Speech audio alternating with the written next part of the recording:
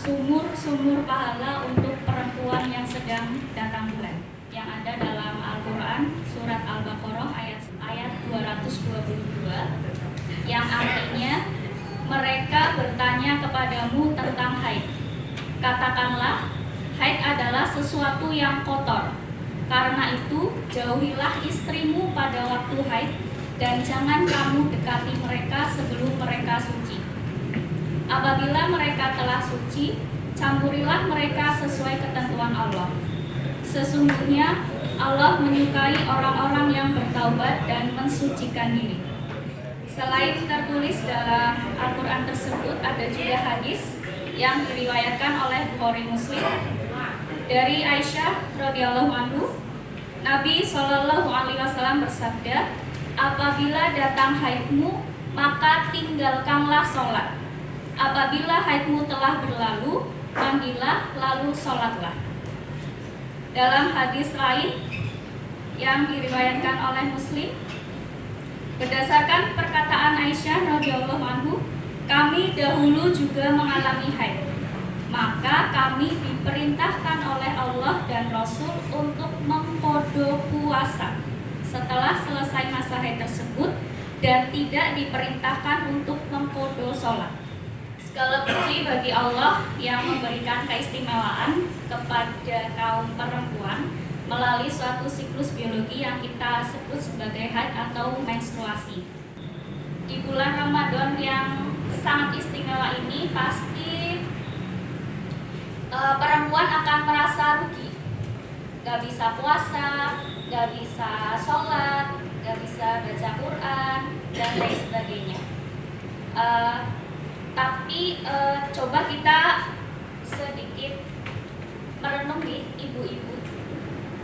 Haid itu adalah kondisi istimewa yang diberikan oleh Allah, di mana kita diberi keringanan untuk tidak beribadah.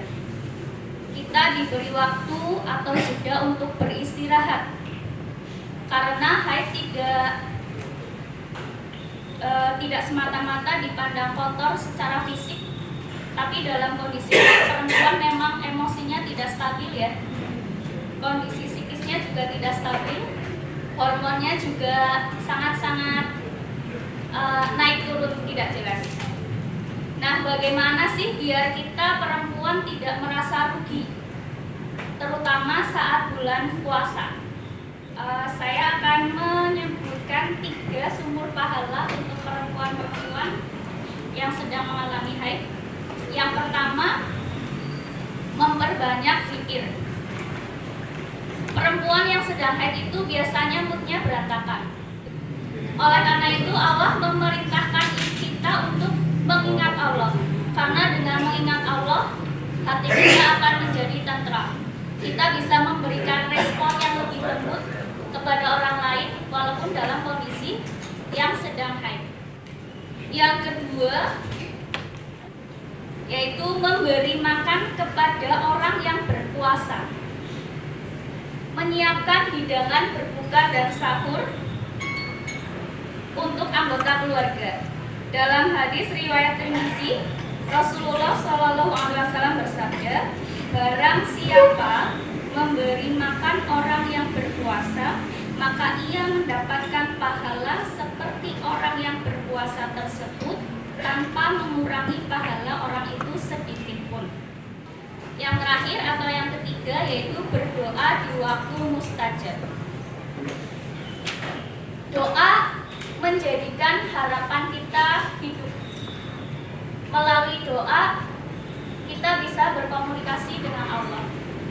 Jika Allah tidak mengabulkannya hari ini, mungkin hari esok. Kalau tidak hari esok, mungkin minggu depan. Kalau tidak minggu depan, mungkin bulan depan. Kalau tidak bulan depan, tahun depan. Kayak lagu ya, Ibu. Contoh-contoh waktu untuk berdoa atau waktu mustajab untuk berdoa. Yang pertama di sepertiga malam.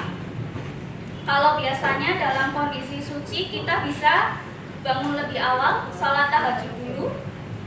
Karena sedang haid kita bisa isi dengan berdoa sambil menyiapkan hidangan sahur lebih awal. Yang kedua, menjelang berbuka puasa. Ini sambil menyiapkan hidangan berbuka juga. Yang ketiga, berdoa di antara waktu adzan dan iqomah. Yang keempat, berdoa di hari Jumat. Ini hari Jumat, perbanyak berdoa. Mari kita perbanyak berdoa. Yang kelima, berdoa di saat turunnya hujan.